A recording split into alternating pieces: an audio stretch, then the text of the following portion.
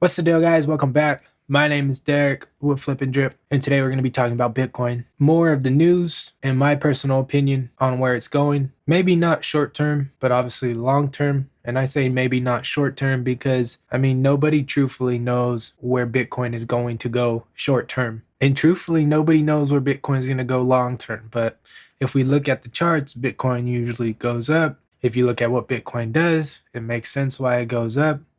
I feel we're just stuck in a lot of FUD because, well, stay to the end of the video and I'll give you what I believe is going on. So let's jump into it. All right, guys. So my personal opinion on what's going on with Bitcoin is it's being manipulated because Bitcoin is a rich person's coin, and the fact that normal people are in the market does not sit well with banks and billionaires. So they try to do everything in their power to push you out while they get in. And you could be like, that can't be true. That's no way. They're scared because China cut hash rates and blah, blah, blah. Well, that's not true because Morgan Stanley is now buying more Bitcoin. Well, Morgan Stanley is now buying more Grayscale, which is basically connected to Bitcoin.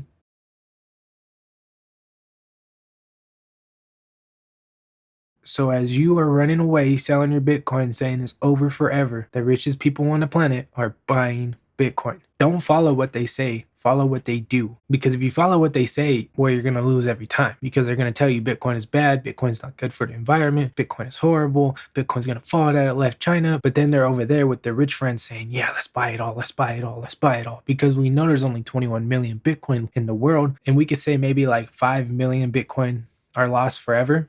So really it's only 16 million. And then one of the biggest crypto holders just died. And this person was believed to own over $1 billion of Bitcoin. That's a lot of Bitcoin.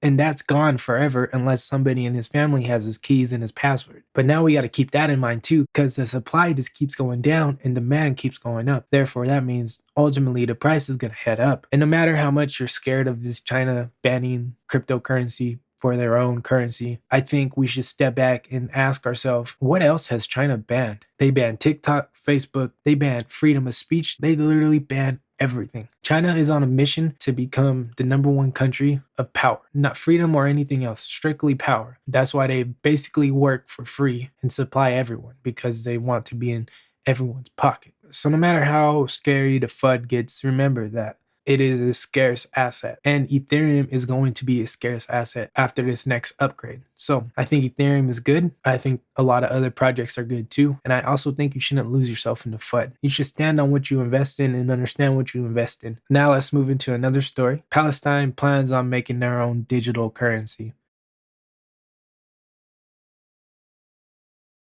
Kind of sounds like what China did, right? Sounds like what America's trying to do. Everybody understands that fiat currency is not the way because it just continues to inflate, right? But then they don't understand that if they create a digital version with unlimited supply, they are going to do the same thing without a doubt. So I think everybody's just scared to embrace Bitcoin because quote unquote nobody owns it. So it's like, how do you control it? But obviously, scarce assets is the way, in my opinion. That's how I invest everywhere. And then we have one of the richest people in Mexico, Ricardo Salinas, I think, something like that. He's a billionaire and he's working on getting his bank to accept Bitcoin and work with Bitcoin.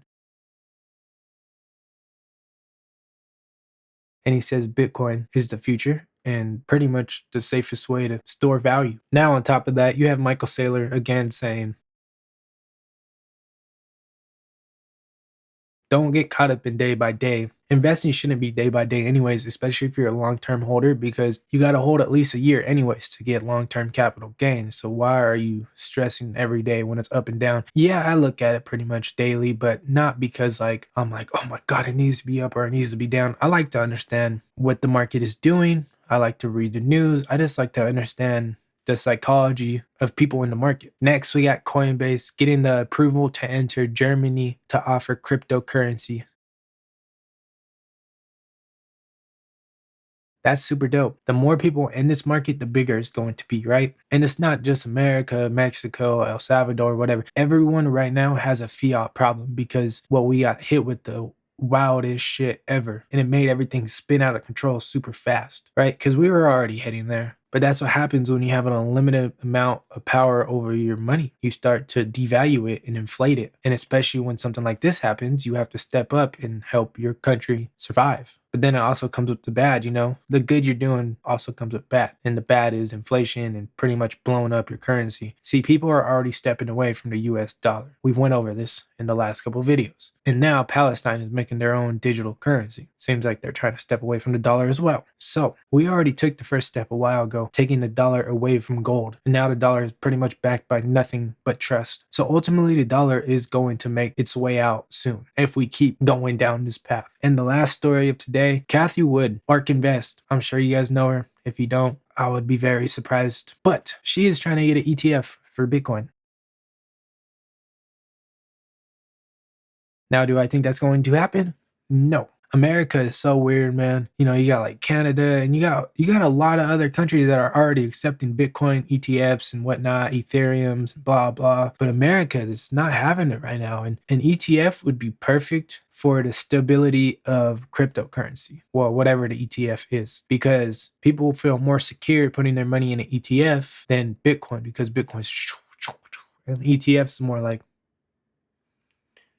you know, so ETF would be good for longevity. I think it's coming regardless. Probably not this year. I don't know. Who knows? I don't know anything. I'm just a YouTuber that you're watching on the screen for I don't even know what reason. But yeah, I mean, I'm here for it. Like I said, plenty of times, I am holding Bitcoin for the future because I believe in what Bitcoin is doing and I believe in the fundamentals of Bitcoin. And I'm just going to continue to dollar cost average in. Nothing crazy. I'm not going to throw thousands of dollars each time. It could be 20, 50, 100, 200, whatever it is. Point is, dollar cost average at your pace. This is your race.